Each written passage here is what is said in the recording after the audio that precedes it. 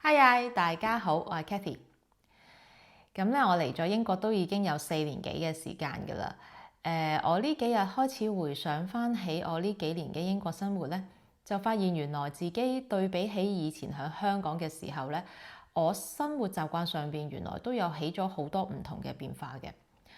咁所以今日咧就想趁住呢個機會啦，同大家去分享下我移英後嘅生活小變化啦。咁亦都當係留個回憶俾自己，將來可以去睇翻咁樣嘅。咁跟住落嚟咧，我都會同大家分享5個我移英之後嘅生活習慣上邊嘅小轉變啦。希望大家都會中意我呢條片。大家記得 like 同埋 subscribe 我嘅 channel。仲有記住一樣好重要嘅嘢咧，就係要 share 俾多啲朋友睇啊！咁首先想同大家分享咧，就係我餐飲上邊嘅改變啦。以前喺香港嘅時候咧，其實我從來都唔飲咖啡啦，茶亦都係極少掂嘅。我唯一會掂嘅茶就係檸茶。咁如果同我啲屋企人去酒樓嘅話咧，我就通常都係會飲清水嘅。去到啲餐廳咧，我就係會嗌可力啊、華田啊、熱檸茶、熱檸水呢啲咁樣。咁嚟到英國之後咧，因為喺熱飲方面咧嘅選擇真係好少啦，咁所以如果你要出街食飯咧，你可以嗌到嘅熱飲其實就真係只係得熱朱古力、咖啡、茶或者係花茶呢幾樣。咁初頭咧我都會去嗌熱朱古力飲嘅，但係飲多幾次之後咧就發現，咦，唔對路喎！即係我如果再係咁樣飲熱朱古力落去嘅話咧，我應該即係唔係黐肥就糖尿，應該都冇第3條路可以俾我揀㗎啦。咁所以咧我就開始去逼自己去飲茶。咁初頭嗰幾次咧都真係冇乜感覺，即係都唔會話特別去中意。咁但係慢慢習慣咗之後咧，我而家其實都可以講得上係幾中意飲茶，即係我係會去一啲茶包專門店嗰度揾一啲唔同嘅味去試啊咁樣樣。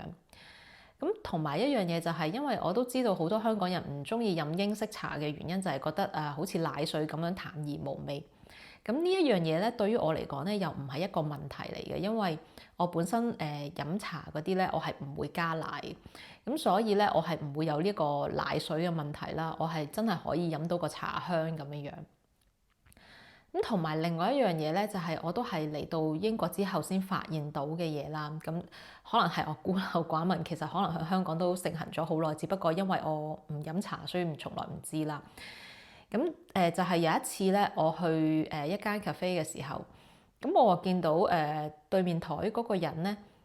佢又點咗嚿餅落去杯茶嗰度去食，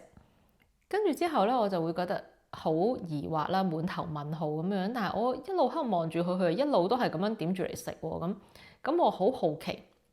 咁慢慢地咧就見到都唔止佢嘅，即係一個人你就話係佢個人嘅怪癖啫。咁但係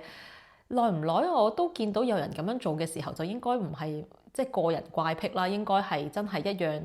佢哋呢一度會做嘅嘢啦。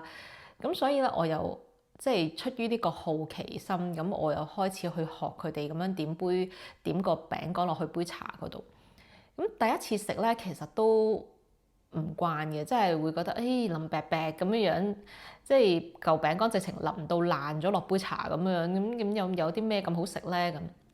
咁但係試多幾次之後咧，即係掌握到個竅門咧，咁就發現原來都真係幾正㗎喎。因為當你咧即係點個餅乾落去杯茶嗰度，即係你浸一陣啦，你唔好浸咁耐。咁其實再攞翻上嚟嘅時候咧，咁嗰個餅乾其實佢係會吸收咗啲茶噶嘛，咁變咗佢腍腍地咁樣，又即係好濕潤啦，即係唔會好似就咁齋啃嚿餅咁乾。咁同埋咧佢會吸收咗個茶香，咁所以咧係真係幾正嘅。所以我而家咧自己飲茶咧，我都係會咁樣食嘅。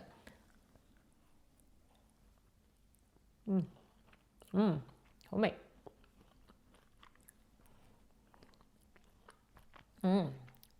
唔好意思啊，因為嚿餅咧浸咗落去咧，我如果唔食嘅話咧，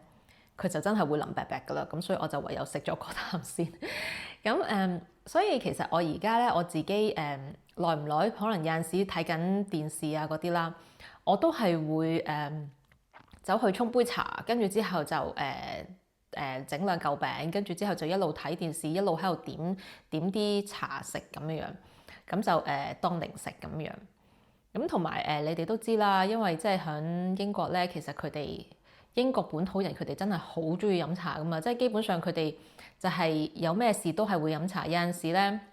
開心係茶，唔開心係茶，好天係茶，唔好天都係茶。總之咩事都好啦，跟住佢就會問你Would you like a cup of tea or fancy a cup 啊咁樣噶嘛。咁所以係啦，就係呢個就係我嚟咗英國之後第一個生活習慣上邊嘅改變，就係由唔中意飲茶嘅人變到而家開始有少少中意咗飲茶。咁第二個咧，想同大家分享我嘅生活習慣上邊嘅小改變咧，就係都係響餐飲類噶啦。就係我以前咧響香港嘅時候咧，其實即係大家喺香港餐廳一坐低咁，可能就會唔該俾杯水，跟住落單就係唔該落單，跟住之後個侍應走埋嚟就乒乒乓乓一次過嗌晒所有嘢食，然之後咧個侍應就可能會問你飲唔飲嘢啊，咁跟住你就嗌嘢飲咁樣樣，咁跟住去到埋單嘅時候，你話唔該埋單咁樣，跟住佢就會或者整個手勢咁，跟住佢就整張單埋嚟咁樣。咁呢個就係我以前喺香港習慣咗個模式啦。咁嚟到英國之後咧，即係初頭唔知啊嘛，咁所以就都係會舉手嗌人嘅，咁但係就俾麥生話過幾次啦，咁跟住之後就記得唔可以咁樣舉手嗌人，要等佢自己走埋嚟。咁同埋會係即係你一坐低喺間餐廳嗰度坐低，咁可能你佢揼低張餐牌咁就走噶啦，跟住你可能等10分鐘，佢走埋嚟就問你飲乜，咁跟住之後又走開咗。跟住等你飲下嘢，可能10分鐘，跟住之後佢又會走埋嚟問你你決定咗食乜未啊咁樣。咁跟住之後咧，等你食完餐飯，你要嗌埋單咧，就基本上其實你唔可以舉手啦，只可以眼神攻勢，就係周圍望到有個侍應肯同你有個 eye contact 嘅時候，你就望一望佢，咁佢就走埋嚟咁樣。咁初頭係有少少唔習慣嘅，咁但係而家就都叫做習慣咗呢種模式啦。咁好自然地咧，以前喺香港咧，一坐低第一件事就係睇有咩食噶嘛。而家咧一坐低咗咧，就乜都唔好諗，淨係諗咗飲咩先。跟住之後嗌定咗嘢飲啦，跟住之後先慢慢去睇個餐牌，究竟去決定想食啲乜咁樣。咁同埋咧有一樣嘢就係以前咧喺香港就好習慣，即係就算同啲同事出去食 lunch 都好啦，咁都係會大家一齊嗌一台嘢，咁跟住之後就大家一齊 share 咁樣噶嘛。咁但係嚟到呢一度之後咧，咁除非係我同麥生啦，咁就算係我同麥生都好啦。其實如果係食西式嘢嘅話咧，都係一人一碟。咁跟住之後我就喺佢嗰度可能試少少，佢又喺我嗰度試少少，咁樣就算。咁如果係即係如果係同一啲唔熟嘅人，即係可能同佢啲朋友啊，或者係同一啲我唔係好熟嘅人一齊食飯嘅話咧，咁我就只係會食我自己嗰碟嘢咯。咁就唔會去一大班人一齊去 share 一堆嘢食咁樣。咁一樣啦，即係初頭又唔係好習慣啦，因為即係講真，我哋慣咗就係個餐牌可能好多嘢想食，跟住就咁咪大家一齊嗌一齊去分享咯咁樣。咁但係因為呢個習慣喺呢一度又唔係話好盛行啦，咁所以初頭就會好想食隔離位啲嘢，咁但係而家慢慢就淨係會專注自己嗰碟咁樣咯。咁呢個就係我嚟咗英國之後嘅第二個生活習慣上邊嘅小轉變，就係少咗去同人哋分享嘢食，同埋喺餐廳嗌嘢食嘅時候咧，就只係會等個侍應走埋嚟，就唔會走去舉手叫人咁樣啦。咁第三個咧，想同大家分享嘅生活習慣上邊嘅小改變咧，就係買餸。咁因為以前咧喺香港咧，其實都好習慣性地係只會買即日餸啦，或者最多可能都係買多1日2日咁就算數。咁因為即係方便啦，你落街就係街市咁樣。咁同埋以前喺香港就都成日會有個諗法，就係要食新鮮嘢嘛。咁所以如果你買得太多，囤積得太多，咁佢哋咪唔新鮮唔好食咯。咁所以咧就通常都只係會買1至2日餸嘅。以前喺香港，咁但係嚟到英國之後啦，咁因為工作嘅關係啦，咁同埋我哋平時做shopping 嗰間超市咧，其實都要揸車去，咁所以咧我哋係冇辦法可以日日都去買到餸嘅，同埋佢哋呢度啲人嗰啲習慣都係咧一次過買咧就買足晒一個禮拜，咁所以而家我嘅做法就係即係我同麥生如果兩個都放假嗰一日咧，咁就會去佢就會揸車去超市，咁跟住之後我哋就會買齊晒一個禮拜早午晚餐所有都買齊晒，日用品全部買齊晒，咁跟住之後咧就將啲冇咁快食嘅嘢咧，就會擺晒落去冰格，跟住之後咧就慢慢逐日攞出嚟咁樣樣。咁其實如果你問我係咪真係冇咁好食咧，我又唔知係咪食慣咗嘅關係啦。其實我又唔係好覺得而家，即係我覺得又唔係話真係好大分別。即係當然啦，如果你買嚿靚扒啊，或者買嚿靚肉咁樣，即係可能你係直接去肉檔嗰度買嘅嗰啲。咁啊，當然係即日新鮮食最好啦。咁如果你係真係喺超市買嗰啲，其實我又覺得都冇乜特別大分別。咁所以都自己習慣咗係一次過買晒成個禮拜，一嚟方便慳時間啦，二嚟就係會容易啲去即係計到個 budget，你究竟係買幾多嘢咁樣咯，係啦。咁第四個咧，想同大家分享我生活習慣上面嘅小轉變咧，就係同人打招呼嘅方面啦。咁咧其實咧我個人咧就比較粗獷少少嘅，咁所以咧以前喺香港嘅時候咧，同人哋打招呼嘅方式都係喂咁樣樣啦。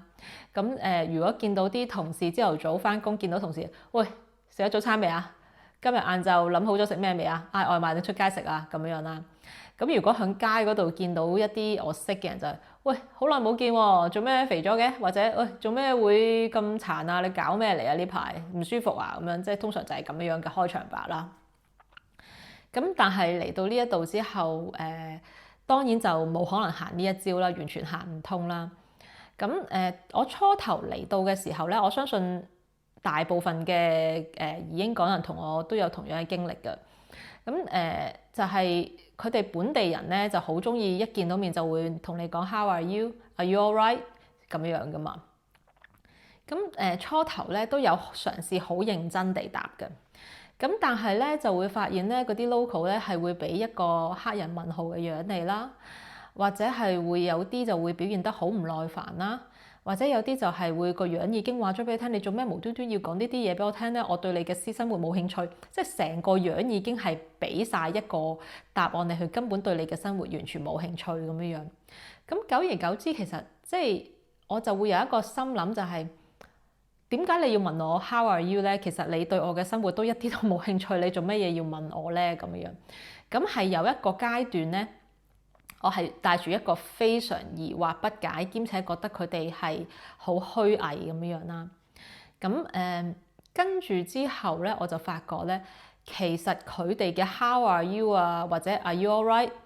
即係就等於我哋嘅喂食咗飯未啊咁樣嘅意思。其實佢哋咧係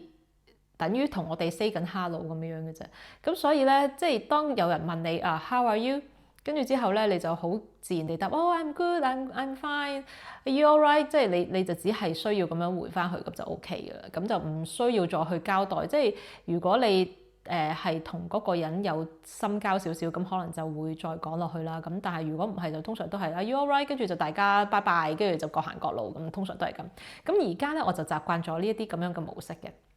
即係一翻工見到人我就 Hey how are you？ 或者話 Hey are you alright？咁樣啦，跟住之後見到啲病人，第一件事就問佢：Hey hi，you sleep well？ 咁樣即係仲要記住係一定係要高八度啦。我唔知點解，即係通常啲人都係會咁樣高八度講嘢，咁我又學咗佢哋高八度講嘢。以前咧我喺香港係低八度講嘢，而家我係高八度講嘢。咁跟住之後咧即係如果響街，即係好似琴日咁樣啦，我見到一個舊同事響街度撞到，咁跟住就大家都超級高八度 ，Hi，how are you？Long time no see。Oh，how have you been？Oh，you look fresh。即係我都知道係，即係以前喺香港咧，以前睇戲嘅時候咧，見到啲人咁樣高八度講嘢咧，就會覺得好煩啦。咁咁但係而家咧就有陣時都會學咗好似佢哋咁樣，即係總之一見面就咁樣就高八度咁樣 How are you? Oh, you look great！ 即係就永遠都即係就算嗰個人係肥咗或者係點樣都好啦，即係就算有啲 negative 嘅嘢係喺佢身上發生而我發現咗都好啦，我都唔會去講話喂你肥咗喎咁樣，我就只會you look great，you look fresh 咁樣就算數啦。即係好似我琴日其實我係啱啱起身就落街，其實我個樣係勁殘，跟住我個舊同事都同我講you look so fresh，you look good 咁樣，跟住我心諗都係我個心裏邊都係超級好多嘅不能夠出街嘅字出現咗啦，即係就會覺得好假咁樣。咁但係而家其實因為可能我自己都住耐咗喺度啦，咁都慣咗係呢一種模式去同佢哋打招呼咯。咁但係當然啦，即係如果我見翻一啲香港人嘅時候，我都係會用翻嗰種喂搞咩嚟啊，即係呢一種啦。咁但係如果我係對住本地 local 嘅話咧，咁我就係高八度講嘢咯，係啦。咁嚟到最後一個嘅生活上邊嘅小變化咧，我覺得我都唔知呢個係一個好嘅變化定係一個差嘅變化啦。就係因為我哋以前喺香港其實係好習慣去到巴士站就一條隊咁樣，咁啊個地下度會寫晒 number 俾你排隊咁樣噶嘛。咁啊嚟到呢一度嘅巴士站咧，係唔會有 number 俾你去排隊啦，亦都唔會有一行一行線俾你知道究竟你應該係點樣去排隊啦。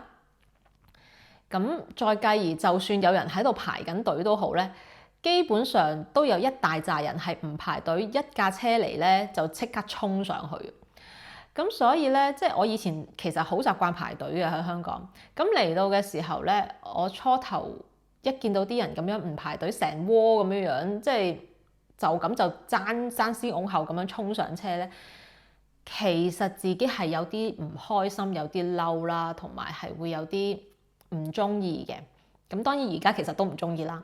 咁但係就開始慢慢習慣咗呢個嘅即係模式嘅上車方式咯，可以叫做即係我都會盡量去排隊嘅。咁但係咧如果我見到喂前邊嗰啲人其實冇人排緊隊喎，成堆咁樣一窩蜂咧，咁我而家又會好似跟住佢哋咁樣一窩蜂，總之就唔理邊個先後啦，咁樣就咁衝咗上車就算。咁對於我嚟講啦，其實呢一個就唔算係一個好好嘅體驗，唔算係一個好好嘅改變嚟嘅。只不過就係因為要適應喺呢度嘅生活，即係如果你係諗住揀排隊或者等人哋全部上晒車你先上車嘅話咧，基本上架車應該都滿㗎啦，你都唔係好需要，即係或者你已經係企到去個車門嗰個位置咁樣。咁所以你唯一可以做嘅嘢就係同佢哋一齊用住同一個方法咁樣上車。咁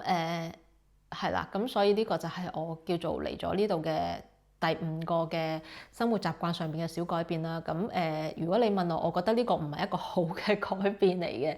咁只係咯，為咗迎合佢哋，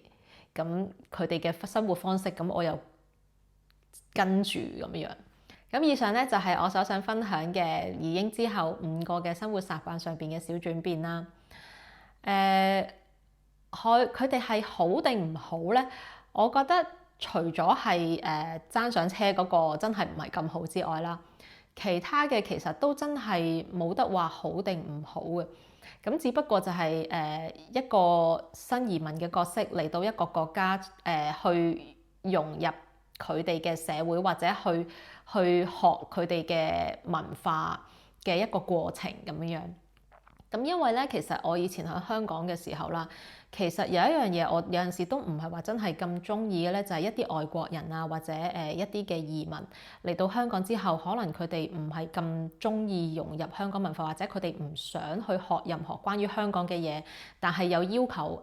我哋香港人去遷就佢哋嘅時候咧，其實我就自己本身唔係話太中意。咁所以咧，當我決定移民嚟英國嘅時候咧，其實我自己就都同自己講，我係一個外來者，去到一個新嘅地方去生活嘅時候，我應該去尊重人哋，我應該去學下人哋當地嘅文化或者當地嘅生活習慣，而唔係一味要人哋去遷就我。即係我所需要嘅嘢咧，就係呢度當地人去尊重翻我就可以啦，而唔係要佢哋去遷就我。我覺得就咁樣就講唔通，因為人哋呢個即係你冇理由嚟到我屋企，然之後你